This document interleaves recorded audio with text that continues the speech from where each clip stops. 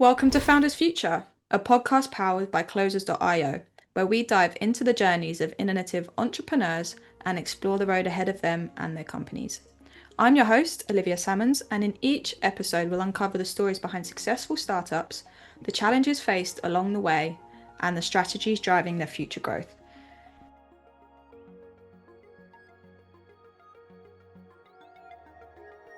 Today, we're super excited to have Lars Gerull, the founder of Toolbox Coaching, a career and mindset coaching company that helps professionals, particularly engineers and technical talent, navigate meaningful career transitions and align their work with purpose. After beginning his career as a mechanic engineer, Lars expanded and turned points that led him to shift into coaching, where he now supports clients with tools ranging from mindset breakthroughs to CV organizations and interview preparations. So Lars, very warm welcome to Founders Future. Thank you very much for having me. We're very excited for this. Thank you. Awesome. Let's jump straight into it. So with all my guests, I like to take them back to the beginning.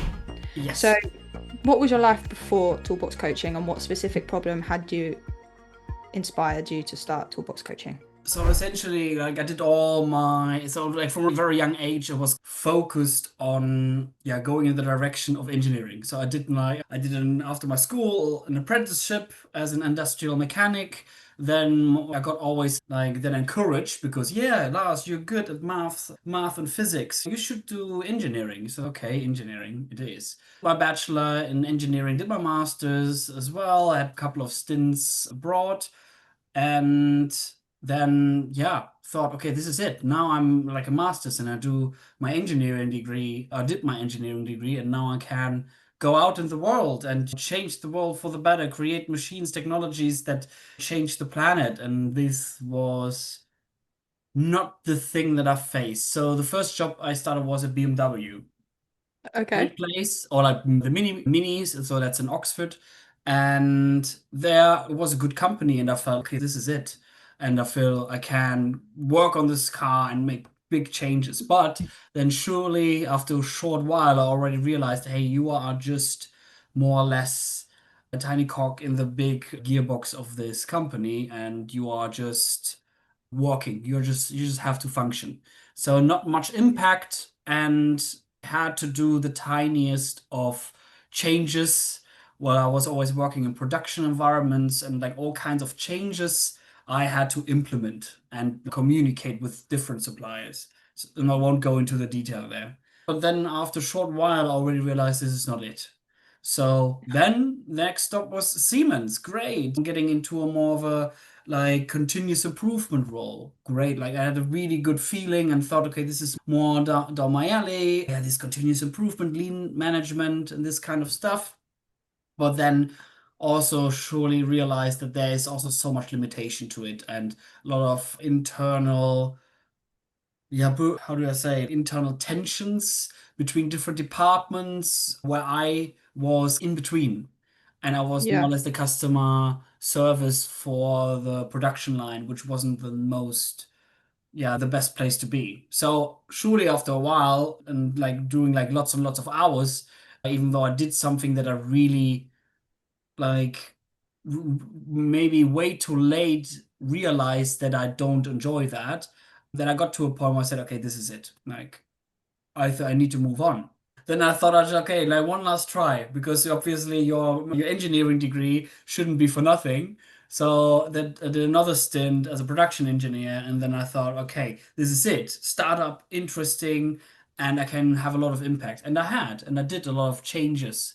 But then after a while, I thought, okay, this is now, and I also started already being interested in coaching during that time. That was right around COVID, that became interested in coaching, and then realized throughout my journey and as I evolved as a coach, I realized, you know what, this career, this is not for me. I needed then kind of something else that signals, like coaching, hey, Yeah. you are actually meant to do something else. So, but then obviously, and that's the biggest struggle that a lot of engineers actually face. Like, how can I make it out of this? Or how can I transition in a direction where I feel more myself, where I Yeah. can live out my strength on a daily basis, where it's my true nature here when I come to work and I can express that. And then after a while, also then like after 2 years or 2.5 years, I like quit that job and thought, okay, what is now the transition? How can I get like a coaching business up and running? So I had a call like a milestone job, I call it.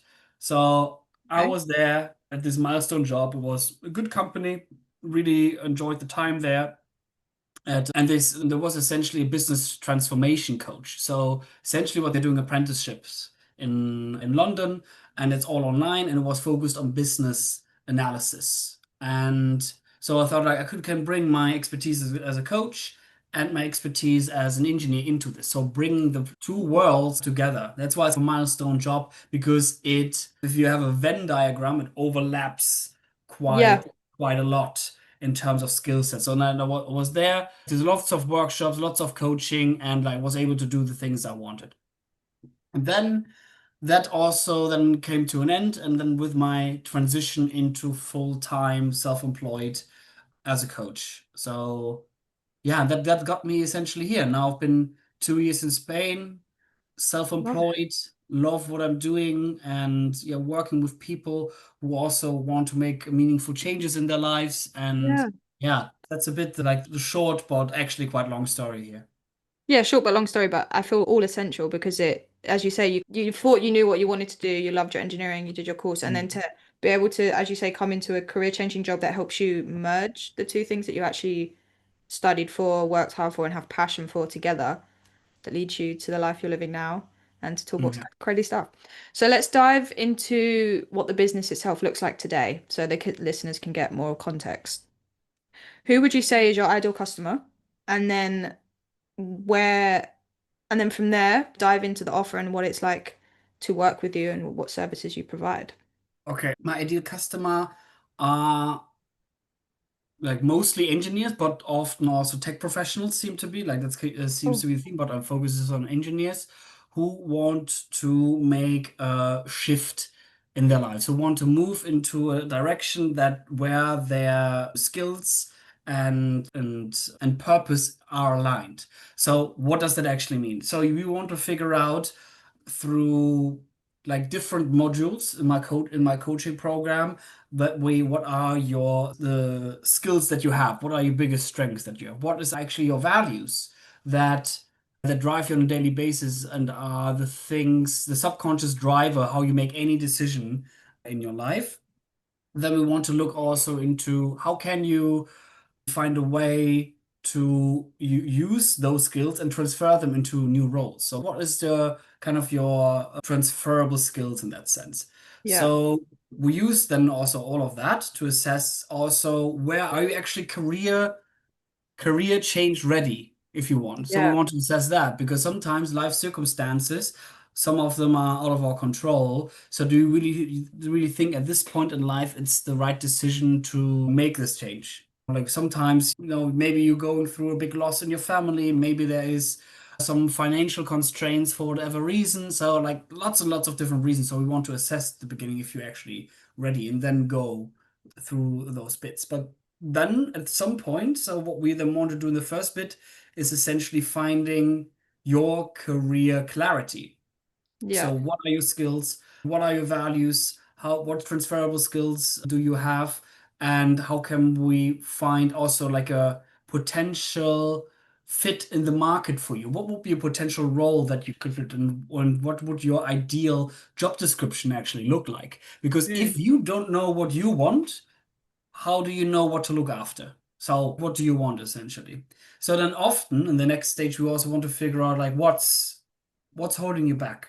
We have all the best intentions in the world. We want to do this, we want to do that, but then it ends up in totally different directions. And then often it's about your self-doubts, your lack in communication skills, your conflict management. It's often also like the classic imposter syndrome. So we want yeah, to assess for yourself to see what is actually really holding you back to pursue this career.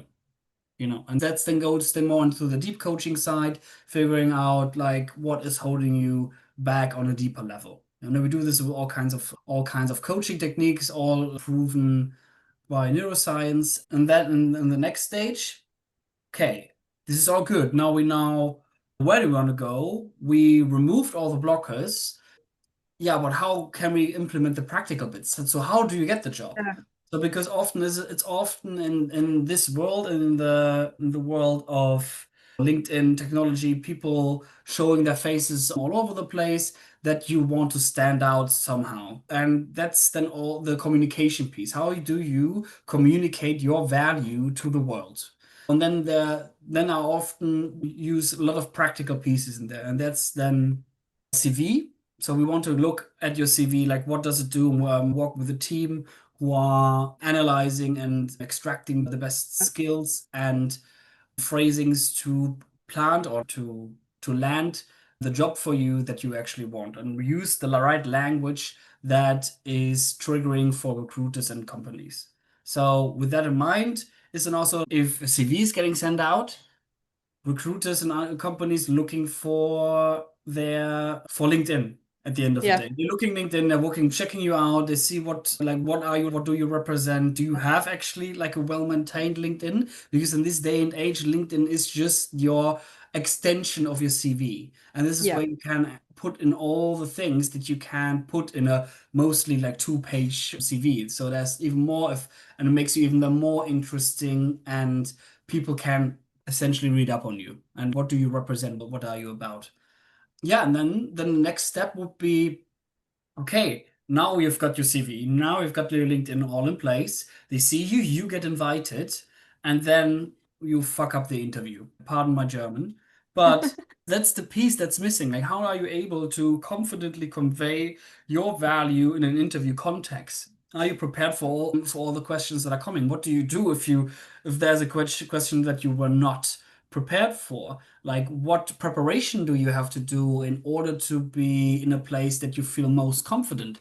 How do you Yeah. deal with your own nervousness before getting into that? What framework, what language or communication frameworks are you using that shows you in the most confident light? You know, and then obviously all the post work that you might have to do after an interview to make sure that you stay interested and you stay on top of minds of the recruiters and companies.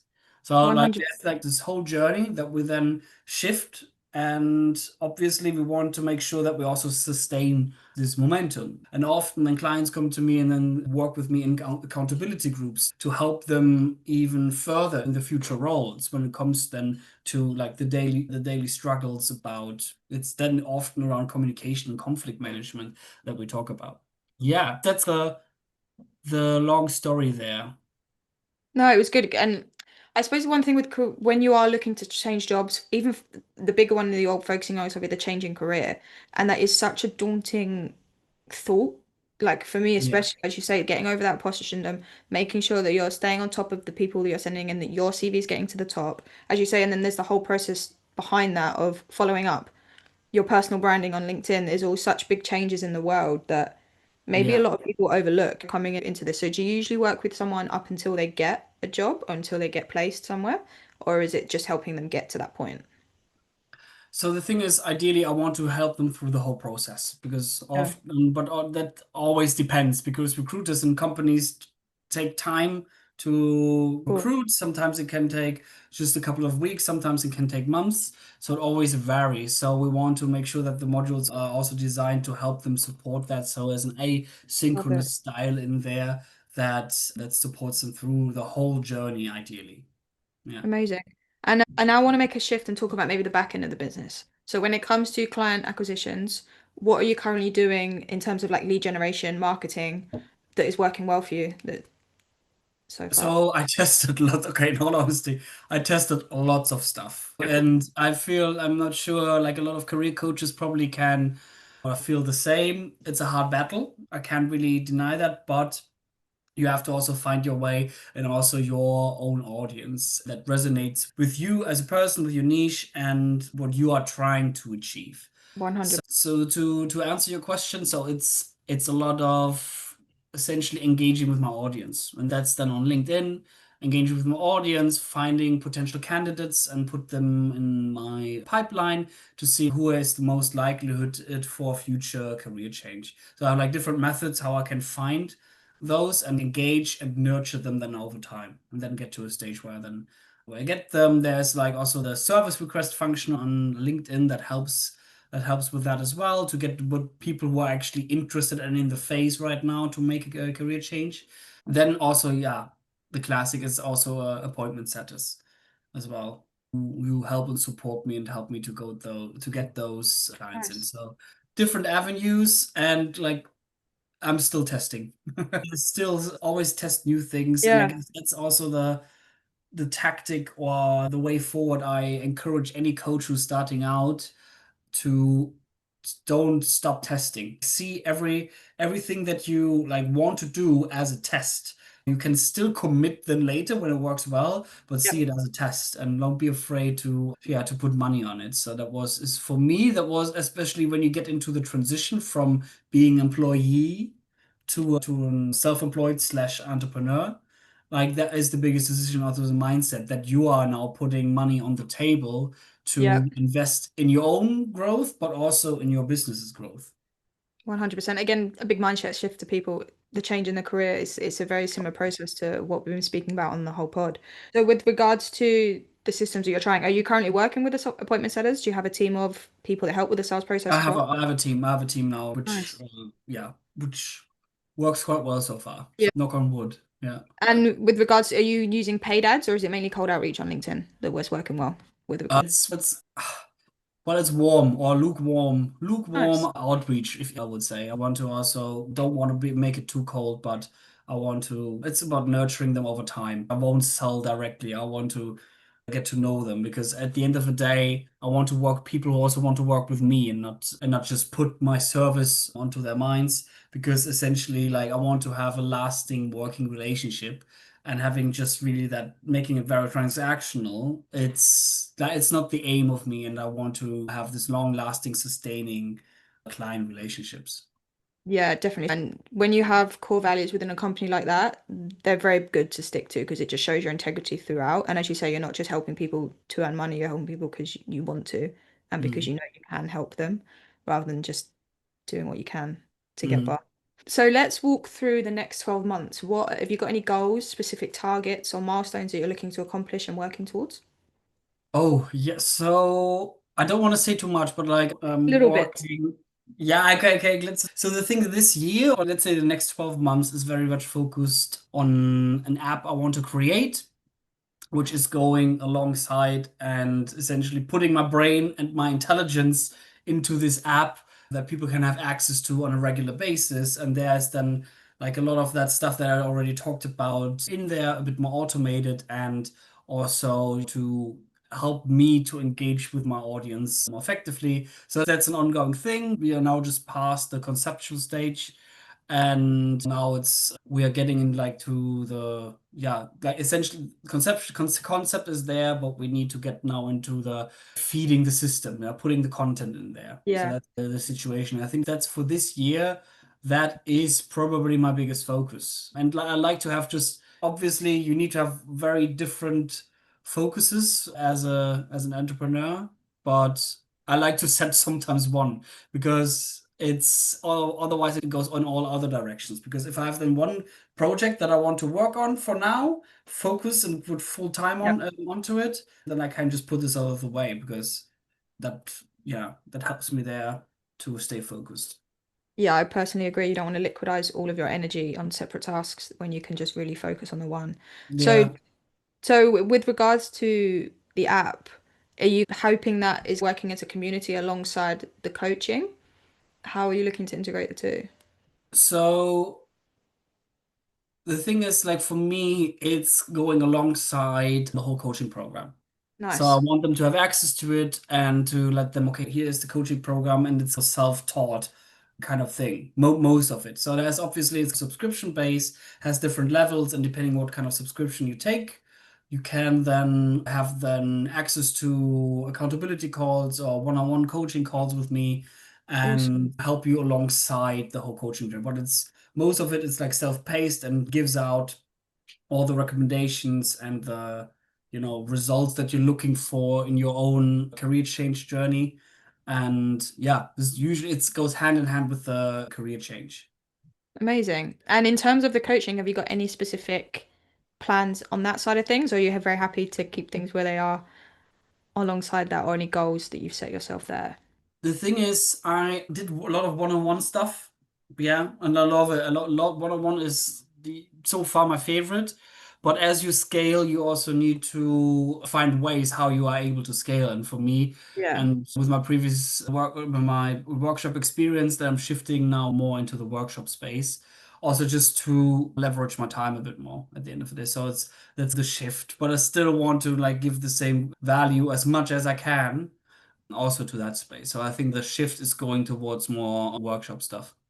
Nice, amazing, cool. So yeah, freeing up your time to work on other projects moving forward Yeah. and go from there. And what would you say is probably the one thing stopping you accelerating that growth at the moment? Oof. That's a good question.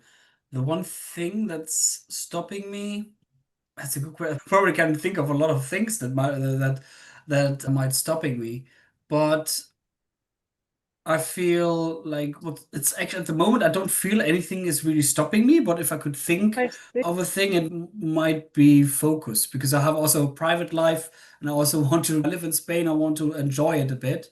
Yeah, So ironically, even though I said focus before, I want to focus on one thing for 1 year, but sometimes that's also the thing that stops me because as you know yourself as an entrepreneur, you get pulled in different directions. yeah, So to actually I think now it becomes clearer, like actually finding and prioritizing my time towards the tasks consciously and regularly and consistently. I think that probably might be one of the things that could get in the way.